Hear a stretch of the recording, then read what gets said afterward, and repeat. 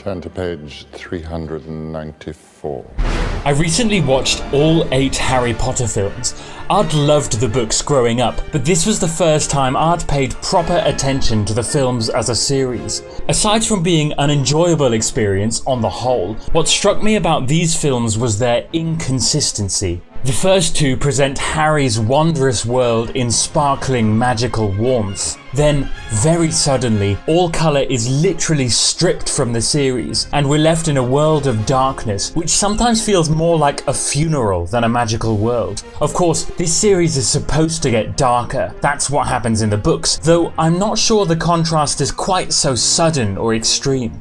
But I think what bothered me more were the actual inconsistencies. Inconsistencies in cinematic style, in the way the world feels. We go through 4 different directors after all. But also the more obvious inconsistencies. Now Harry can do magic out of school. Now he can't. The castle has completely changed shape and style. Nobody can decide what this spell does. Michael Gambon can't decide which accent to use. Harry Potter! And also, he couldn't be further from the Dumbledore of the books. Harry Potter! Or the brilliant portrayal by Richard Harris. Where have all the ghosts gone? What race is Lavender Brown? Does Polyjuice Potion change your voice or not? And why? Not to mention that some of my favourite scenes from the book, like that amazing chase scene in the Ministry from the Order of the Phoenix, were replaced by boring cliches, where sometimes duels feel more like gunfights than the incredibly creative use of magic that they were in the books. But one crucial inconsistency that stood out to me was the inconsistency of the music. The series went through 4 different composers. The first 3 films were scored by John Williams, the 4th by Patrick Doyle, the 5th and 6th by Nicholas Hooper, and the final 2 by Alexandre Desplat. Each composer brought something new to the table, but also completely discarded the previous composer's work, which is pretty much what happened in the direction between films 2 and 3 also. Of course I'm a fan of bringing new things to the table, but again, the problem here is inconsistency. I think what makes a great, outstanding series, amongst other things, is that it remains consistent in its tone, its cinematographic style, its characterizations, the way it's scripted, Great Scott! the way the story unfolds, the musical style, and so on. Take the Lord of the Rings trilogy, or the original Star Wars trilogy, or the Dark Knight trilogy, and other series. These series hang together so well because they are extremely consistent in tone and style.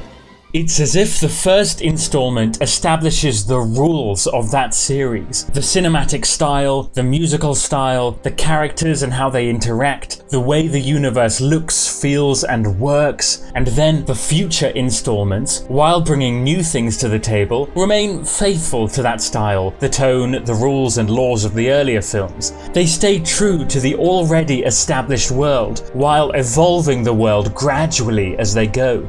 This is what makes a series consistent and makes it hang together well. On the other hand, people get upset when new installments to a series completely break with the tone, style, rules or laws that were set up from the beginning. It suddenly feels as if the series has lost its way, or no longer really belongs in the same universe as the originals. Sometimes it just feels like bad fan fiction, because it's failed to capture the tone, style, rules and laws that we naturally associate with the original series. So those are my feelings on why consistency matters in any series. What's weird about the Harry Potter film series is that people don't seem to care much about the inconsistencies, and that's fine, but my feelings are that the films just don't hang together well as a unit. So now I want to look deeper at the music to these films and discuss where its inconsistencies lie and how things might have been done differently. The main thing I want you to notice is the sheer richness in melody and musical colours in the early films, which creates a vibrant, magical, musical world against the stark, emptier colours in the later films, and the tendency towards non-melodic material and action ostinatos. Basically, the earlier film scores rely on colour, melody, harmony, complex textures, and a solid use of musical tension and climax to give the music momentum, whereas later films tend to rely on ostinatos and repeated emphatic rhythms for momentum, and otherwise stick to much simpler textures and harmonies for nice, pretty effects. But these later scores lack the emotional flow, tension, and climax of the first films. And this is of course a trend in 21st century music that I've talked about before. When you're producing a mock-up on your computer, it's much easier to make action ostinatos and simple textures sound good than it is to produce a complex melody and dense textures. Try it yourself. Action ostinatos sound amazing with very little effort, while it's extremely difficult to make dense textures and legato melodies sound good. So I think this tendency away from richness and complexity is by and large because we now rely on computers to compose and produce, rather than good old-fashioned pen and paper. So let's look at how the films exemplify this. As I said, the first installment of a series typically sets up the tone and style for the rest of the series. Here, John Williams does a phenomenal job with one of his best scores. What I'd like to emphasize is how rich, vibrant, and magical this score is. For starters, it's densely motivic, with leitmotifs for the Wizarding World, for mystery, family,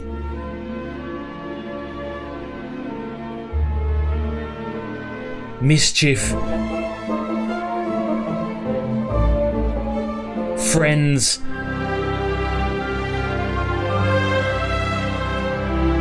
dark goings on,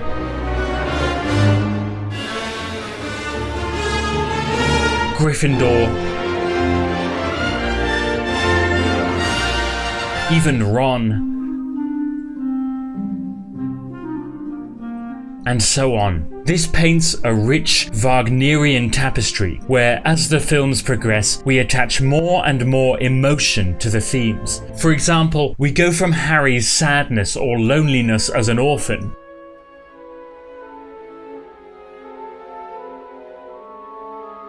to the end of the film, where the theme carries extra emotional power as he's discovered a new family at Hogwarts. These melodies are extremely memorable by nature. I think one key quality to them is how singable they are. When you sing them, you'll notice that they're easily singable. They have a good ebb and flow. They have a great character and life to them. All qualities of good melody, which I've discussed in depth in another video. And being memorable should help us later. When we hear these leitmotifs come up again in later scenes or films, we'll be drawn to them. We'll remember the emotional significance of them, and in that sense, the leitmotif will begin to snowball more and more meaning and significance. So, Williams has set up the first film as extremely melodic and motivic. What he's also done is given massive attention to sound colours. He uses different factions of the orchestra to create an extremely rich and diverse magical world, from the magical celeste and spirited strings of Hedwig's theme, to the kooky sounds of Diagon Alley, to the epic brass of the Quidditch Stadium, to the contrabassoon and harp of Fluffy's chambers. Just as Christopher Columbus makes this world visually rich, John Williams makes the score musically rich and diverse, and this, for me, helps the world to truly come to life, to come across as so rich, vibrant, and detailed. And just as it's the richness of detail that makes the books come to life, the same goes for the musical score. The Chamber of Secrets continues in much the same vein. John Williams brings new motives to the table, notably this brilliantly comic one for Lockhart, and this beautiful one for Fawkes.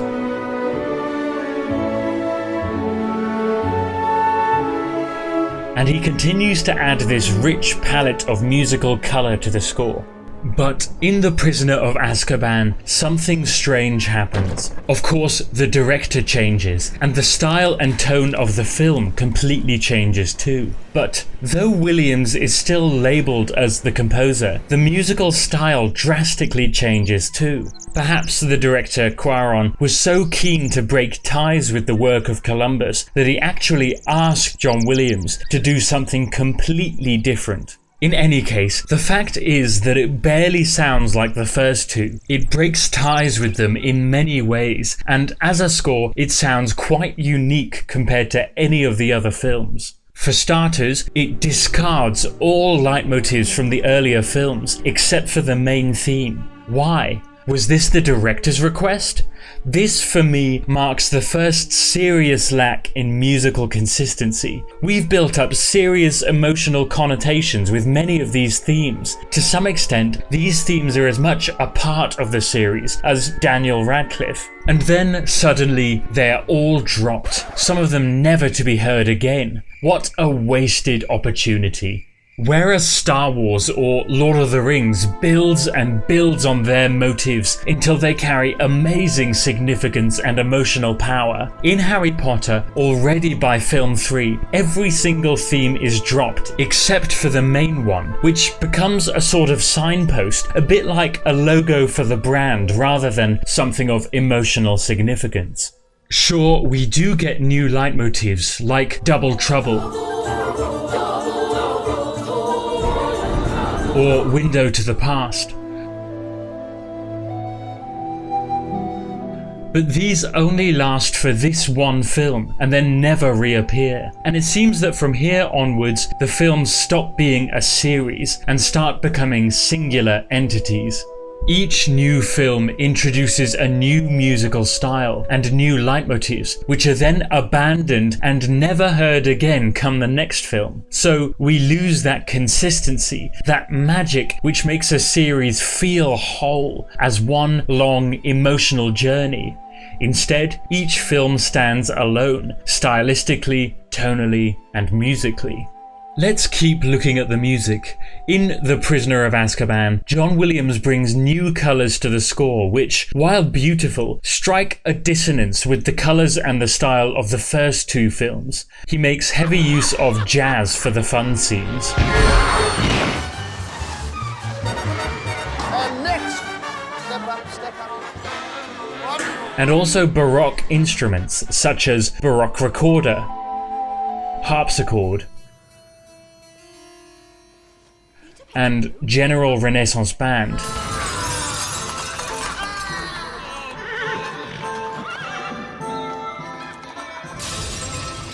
To be honest, these made me think more of the Shakespearean era than of Harry Potter, but hey. What I imagine is that the director, Cuarón, actually asked John Williams to do something different, new, experimental, just as he was doing in his direction. But it's such a shame that all the magic and the emotion that built up from the first two scores simply vanished altogether.